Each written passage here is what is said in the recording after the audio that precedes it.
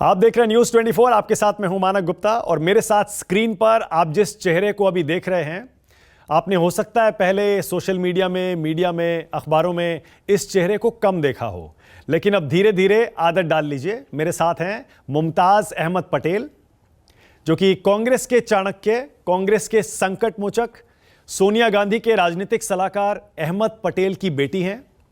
और अहमद पटेल के देहांत के बाद अब उनकी राजनीतिक विरासत को संभाल रही हैं, आगे बढ़ाने के लिए पूरी तरह से कमर कस चुकी है। मुमताज़, न्यूज़ 24 पर बहुत स्वागत है आपका। गुजरात में इलेक्शन चल रहा है तो हमने सोचा कि आपसे बात करें, क्योंकि बहुत चर्चा चल रही है। इस बार मुमताज़ पटेल गुजरात चुनाव में कांग्रेस के टिकट पर उतरने वाली हैं। कल लिस्ट आ जाएगी तो आप लोगों को क्लैरिटी मिल जाएगी, पर मैं फिर से रिपीट करना चाहती हूँ, जी नहीं, विधानसभा इलेक्शन इस बार का चुनाव में नहीं लड़ने वाली हूँ। Okay, all right. तो क्या फिर लोकसभा इलेक्शन पर आपकी नजर है? वो अब देखते हैं आगे जाके कैसा बनता है माहौल, और इसके बारे में पूरा सोचा नहीं है, पर भरूच में काम करना है, गुजरात में काम करना है, और जाहिर है कि देश के लिए भी, देश के हित में काम करना है। तो देखते हैं किस तरीके से किस्मत आगे कहाँ लेकर जाती है। ओके, पर गुजरात के इलेक्शन में आप कांग्रेस पार्टी के लिए किसी तरह से काम कर रही हैं क्या? क्या कांग्रेस के लीडर्स, उनके वर्कर्स के लिए आप किसी तरह से सपोर्ट सिस्टम बन रही हैं? जी, जुड़ी हुई हूँ सबसे, इसको मैं डिनाई नहीं करती हूँ, बट ऑफिशियली अभी कोई कैंपेन करने का इरादा नहीं है। ऑफ कोर्स जो भी हम वहाँ पे करते हैं, लोगों से जुड़ रहे हैं, सोशल वर्क जो भी करते हैं, तो जाहिर है कि कांग्रेस से तो नाम हमारा जुड़ा ही हुआ है, हमारे परिवार का, क्योंकि पापा का इतने सालों पुराना रिश्ता रहा है, तो उससे तो हम अलग हो नहीं सकते। तो कहीं ना कहीं आप कह सकते हैं इन्वॉल्वमेंट है, पर ऑफिशियल रोल में नहीं है। पर हमारे से जो बन पाएगा, हम ज़रूर एक कांग्रेस की आइडियोलॉजी को आगे पहुंचाएंगे समाज तक। ओके, आपको अपने कंधे पर बहुत बोझ महसूस होता है क्या अहमद भाई के जाने के बाद? क्योंकि इतनी लंबी चौड़ी विरासत वो छोड़ के गए हैं और अपने बच्चों को हमेशा उन्होंने राजनीति से दूर ही रखा था, लेकिन अब आपको ऐसा लगता है उतरना पड़ रहा है। जी, तो अब समझ भी आ रहा है कि क्यों दूर रखा था, पर दूर रहना बहुत मुश्किल है। राजनीतिक वारिस मैं नहीं कहूँगी, वारिस विरासत तो बहुत बड़ी है उनकी, पर राजनीतिक वारिस के लिए ऑफ कोर्स बहुत ज़्यादा प्रेशर फील हो रहा है, क्योंकि एक्सपेक्टेशन शायद ज़्यादा लगती हैं। अब ये तो देखना पड़ेगा कि कितना हम फुलफिल कर पाएंगे, और उनकी तरह बनना बहुत मुश्किल है, पर उनके सिद्धांतों पे ज़रूर चलेंगे, और आई एम होपफुल कि उसी से और सबके आशीर्वाद से आगे बढ़ेंगे। पर गुजरात के इलेक्शन में ऐसा पहली बार हो रहा है कि कांग्रेस के साथ इस बार उनका थिंक टैंक, उनका चाणक्य अहमद पटेल नहीं है, तो कांग्रेस को तो काफ़ी कमी इस बार खल रही होगी उनकी, नहीं? जी ज़रूर। आई मीन स्मॉल वर्कर्स से लेकर बड़े लीडर, सबको ऑफ कोर्स ये फील हो रहा है कि अहमद भाई नहीं है इस बार, और काफ़ी दिक्कतें हैं ज़रूर, पर आई थिंक इससे एक नया दौर शुरू होगा, एक शायद सिस्टम नया बनेगा। तो आई एम होपफुल कि नए चेंजेस भी आएंगे, क्योंकि I keep repeating, life has to go on, ये तो दुनिया का एक दस्तूर है। देखिए, जैसे मैंने कहा ना कि कांग्रेस पार्टी का तो बहुत नुकसान हुआ ही है अहमद भाई के जाने से, लेकिन आपका जो लॉस हुआ है उसकी तो कोई तुलना भी नहीं की जा सकती है। तो आपकी लाइफ कैसे और कितनी बदली है अहमद भाई के जाने के बाद? एब्सोल्युटली 360 डिग्रीज, बिल्कुल 2 साल में, मतलब लाइफ एकदम 360 डिग्री बदल गई है। आपने जो सवाल पूछा, प्रेशर, तो वो प्रेशर तो एक अलग ही किस्म का रहा है, but at a personal level भी बहुत चेंजेस आए हैं हमारे परिवार के लिए। आई थिंक एक बड़े पेड़ की तरह थे, ना कि हमारे परिवार के लिए, पर इतने सैकड़ों लोगों के लिए।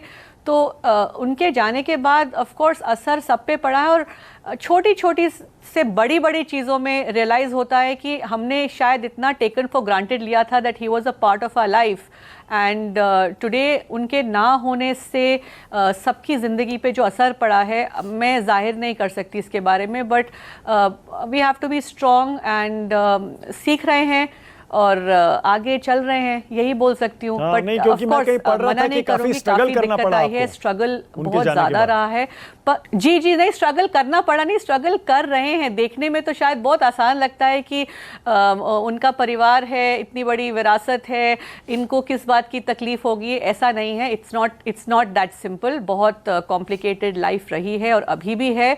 पर दूसरी तरफ से ये भी बोलना चाहूँगी कि उनके प्रति जो प्रेम था, या शायद जिस तरीके के वो इंसान थे, इतनी गुडविल रही है कि उतना ही सपोर्ट मिला भी है हमको। तो मैं उस चीज़ के लिए बहुत ही ज़्यादा शुक्रगुजार हूँ। आई am very very grateful that एक जो उनकी छाप वो छोड़ के गए हैं, उसकी वजह से आज हम लोगों को इतना प्रेम, इतना सम्मान मिलता है। So I am very very grateful to be his daughter today. नहीं, मैं पढ़ रहा था कि कहीं वो आपको बताइए घर तक ढूंढने में काफी दिक्कत हुई थी शुरू में, क्योंकि पहले तो सरकारी आवास मिला हुआ था आपको, लेकिन उसके बाद तो बहुत स्ट्रगल है, घर ढूंढने के लिए भी करना पड़ा। जी 28 साल जिस घर में रहे थे, तो थोड़ा सा हमें एक्सटेंशन मिला था गवर्नमेंट की तरफ से, बट उन दिनों में ओमिक्रॉन वेव चल रहा था, जब पूरा ही हिंदुस्तान आप जानते हैं बंद था। और उसी वक्त मेरे भाई बहुत बीमार हुए थे, वो कोमा में थे, वेंटिलेटर पे थे। हम लोगों को, मैं और मेरी मदर अकेले थे, हम लोगों को वक्त नहीं मिल रहा था घर ढूंढने के लिए, क्योंकि सब कुछ बंद पड़ा था। और जब हमने ढूंढना शुरू किया तो मेरे लिए सबसे शॉकिंग बात यही थी कि मिसेस अहमद पटेल को घर नहीं मिल रहा है, क्योंकि सबको ये लग रहा था कि नहीं, ये लोग बहुत पावरफुल लोग हैं, इनको घर देने में शायद आगे जाके दिक्कत आएगी, पता नहीं खाली करें ना करें, इनकी वजह से कॉम्प्लिकेशन आ सकते हैं। तो इतनी जगह में गई, लोग बुलाते थे, मिलते थे, घर दिखाते थे, पर लास्ट मोमेंट पे मना कर देते थे। तो it took us a very long time to find a house and मदद काफ़ी लोगों ने करने की कोशिश करी, बट बहुत बहुत तकलीफ हुई। अल्टीमेटली जाके जो उन्हें मिला है, आई एम ग्रेटफुल कि ठीक है, वो लोग खुश हैं, ठीक है, मेरे भाई भी अब तंदुरुस्त है, पर तकलीफ हुई है। मैं इस चीज़ को डिनाई नहीं करूँगी। हाँ, एब्सोल्युटली होता ही है। और जाहिर है, जब आपके पिताजी ने आपको राजनीति से दूर रखा, तो अचानक वो सारे स्ट्रगल्स जब आपके कंधे पर अचानक आ जाएं, अचानक वो चले जाएं, तो जाहिर है कि वो ज़्यादा हो जाता है। आपने अभी कभी पिताजी से अपने कहा नहीं बचपन में या फिर बाद में कि मुझे पॉलिटिक्स में आना है, अगर आपके अंदर एक छुपी हुई इच्छा थी तो? नहीं, कहा था उनको। बचपन में कहते थे तो शायद मजाक में लेते थे। अभी इनफैक्ट उनके जाने के 3-4 महीने पहले हमारी सीरियस डिस्कशन हुई थी, तो उन्होंने कहा था ठीक है, मुझे वक्त दे सोचने का, बट अनफॉर्चुनेटली ये हो गया। बिकॉज उनके रहते हुए अगर राजनीति में आते तो उससे बेहतर बात क्या होती कि उनकी गाइडेंस से, उनके आशीर्वाद से, उनके अंडर एज अ मेंटर उनको रख के काम सीखते, तो एक अलग ही बात होती। पर शायद किस्मत को वो मंजूर नहीं था। तो कोई बात नहीं, अभी फ्रेश स्टार्ट करेंगे नए तरीके से और एकदम बेस से शुरुआत करेंगे। पर क्यों वो नहीं चाहते थे कि उनके बच्चे पॉलिटिक्स में आए? ऐसा क्या था? आई थिंक आप देखते थे स्ट्रगल किस बात का। आप लोग तो दिन भर राजनीति कवर करते, इतना कोई आसान नहीं है। और पॉलिटिक्स अब मतलब पॉलिटिक्स का मायना बदल गया है। It's more of a game of power, game of thrones. Politics मेरे लिए तो सोशल सर्विस है। मेरे लिए पॉलिटिक्स मतलब आप जनता की सेवा करें। आप आते हैं राजनीति में क्योंकि आप पब्लिक को रिप्रेजेंट करते हैं, आप उनके लिए, उनकी सेवा करने के लिए आते हैं। बट आई थिंक अब एक पॉलिटिक्स पावर गेम बन चुका है। तो शायद ये सब देखते हुए राजनीति को इतने सालों में, जब वो आए थे 1977 में पहली बार चुन के, तब इमरजेंसी का टाइम था ऑफ कोर्स, बट तब से अब में बहुत फ़र्क है। तो शायद वो नहीं चाहते होंगे कि हम लोग भी उसी तरीके से फेस करें, क्योंकि उनको फील होता था कि उनकी ज़िंदगी पूरी बदल गई। शायद उनकी लाइफ ज़्यादा सिंपल होती। कभी कभी वो कहते थे कि बस मैं चाहता हूँ ये सब छोड़ छाड़ के अपने गाँव वापस चला जाऊँ। तो अंदर रह के उन्हें पता होगा किस तरीके का स्ट्रगल था, तो वो हम नहीं चाहते होंगे कि हम लोग उस चीज़ को फेस करें। तो इसीलिए उन्होंने हम लोगों को हमेशा दूर रखा है। तो किसी और पार्टी में जाने का आपने कभी नहीं सोचा? अभी तक तो नहीं सोचा। मतलब आगे अगर किसी और पार्टी से ऑफर आया, काफी स्ट्रॉन्ग रूमर चल रहे थे कि गुजरात इलेक्शन से ये ऐसा मैंने नहीं कहा, ऐसा मैंने बिल्कुल भी नहीं कहा। ओके, गुजरात में कांग्रेस पार्टी की सिचुएशन, आपको स्थिति कैसी लगती है? पिछला इलेक्शन तो बहुत अच्छा लड़ा था जब अहमद भाई थे, 99 पर बीजेपी को ले आए थे और 77 जीती थी कांग्रेस ने। अभी जी। कैसी सिचुएशन लगती है आपको? अब टफ है, मैं इसको मना नहीं कर रही, बट कांग्रेस पार्टी काम कर रही है, साइलेंटली काम कर रही है। इस बार देख रहे हैं डोर टू डोर कैंपेन कर रहे हैं आप, शायद बड़ी रैली अब शुरू हो सकता है लिस्ट आने के बाद, क्योंकि डेट्स अनाउंस हो गई हैं। बट इतने वक्त से जो मैंने देखा है ग्राउंड पे, वो डोर टू डोर कैंपेन कर रहे हैं, उनका साइलेंटली काम चल रहा है। अभी बीच में प्रधानमंत्री ने भी यही कहा था कि डोंट बी फूल्ड, कांग्रेस ऐसा मत समझिएगा कि दिख नहीं रही, क्योंकि कांग्रेस बिल्कुल चुपचाप अपना काम कर रही है। तो हम होप तो कर रहे हैं कि कुछ अच्छा प्रदर्शन हो, पर ऑफ कोर्स इट्स टफ। मैं इस चीज़ को नहीं मतलब इस चीज़ को डिनाई नहीं करूंगी। अच्छा, आम आदमी पार्टी की वजह से टफ हुआ है या फिर बीजेपी बहुत स्ट्रांग है इसलिए टफ हुआ है कांग्रेस के लिए? नहीं, ऐसा नहीं है। ये आई थिंक ये भी शायद एक परसेप्शन मीडिया क्रिएट कर रही है कि आम आदमी पार्टी बहुत स्ट्रांग है। पब्लिक ऑफ कोर्स एक चेंज चाहती है, ये डिनाई नहीं करेंगे, पर आई डोंट नो कि ग्राउंड पे कितना अफेक्ट आएगा आम आदमी पार्टी का। सब लोग यही कहते हैं कि शायद कांग्रेस को ही नुकसान होगा, बट ऐसा नहीं है। अगर नुकसान होगा तो बीजेपी कांग्रेस दोनों को हो सकता है, बट कितना होगा ग्राउंड पे दिख नहीं रहा है इस चीज़ का असर। अब ये तो वक्त ही बताएगा, बट आई होप कि जनता देख रही है कि अभी पंजाब में क्या हो रहा है। काफ़ी बड़ी बड़ी बातें होती हैं, पर अगर आप एक दिल्ली में हैं, आप पंजाब में हैं, तो शायद नई पार्टी है, उनको वहीं पे कंसंट्रेट करना चाहिए। इतनी जल्दी फुटप्रिंट बढ़ाने की ज़रूरत नहीं है, क्योंकि फिर आप कहीं पे भी जस्टिस नहीं कर पाएंगे। ये मेरा मानना है। मैं ये कांग्रेस या किसी और पार्टी के बिहाफ पे नहीं बोल रही, ये just as a aware citizen मैं ये बात कर रही हूँ कि आपने अगर अभी एक सेकेंड स्टेट में गवर्नमेंट एस्टैब्लिश करी है, तो आप वहाँ पे कॉन्सेंट्रेट करिए। आप उसको छोड़ के तीसरे स्टेट पे एस्टैब्लिश करने की कोशिश कर रहे हैं, तो वो शायद सही कदम नहीं है मेरे हिसाब से। ओके, राहुल गांधी के बारे में क्या सोचती हैं मुमताज़ अहमद पटेल? उनसे कभी मुलाकात हुई है? कोई किस्सा बताना चाहेंगी? नहीं, ऑफ कोर्स मुलाकात हुई है, और उनके साथ पर्सनल हम लोगों के पूरी परिवार के साथ पर्सनल रिलेशन है। And I am very proud, ये जो भारत जोड़ो यात्रा है, जो ट्रैक्शन गेन कर रहा है, आई थिंक इस तरीके की मूवमेंट की एक ज़रूरत थी हमारे देश को। तो I wish it full success की जब ये कंप्लीट करेगा, तो एक नया जोश उभर के उतरेगा इस कंट्री में। तो इस चीज़ से तो मैं बहुत खुश हूँ, और I hope that it leads to success in the future.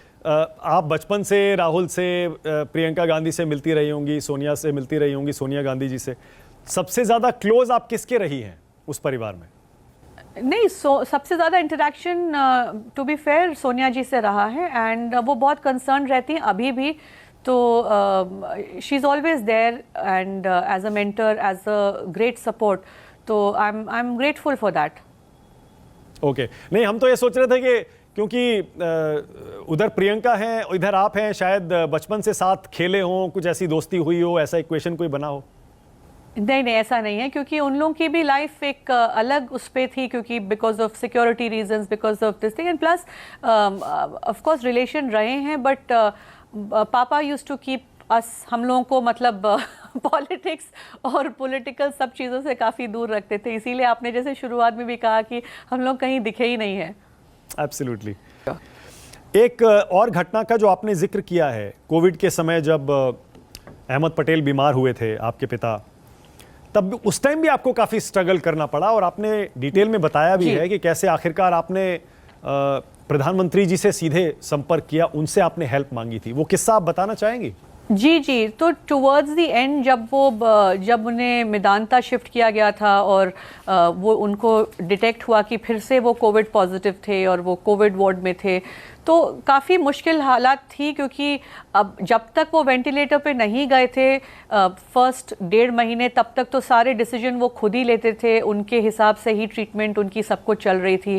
पर ऑब्वियसली जिस वक्त वो वेंटिलेटर पे चले गए, उस टाइम मैं भी कोविड में आइसोलेशन में थी, और मेरे भाई और मेरी मदर अकेले थे। और हम लोगों को इन्फॉर्मेशन मिलने में काफ़ी तकलीफ़ होती थी।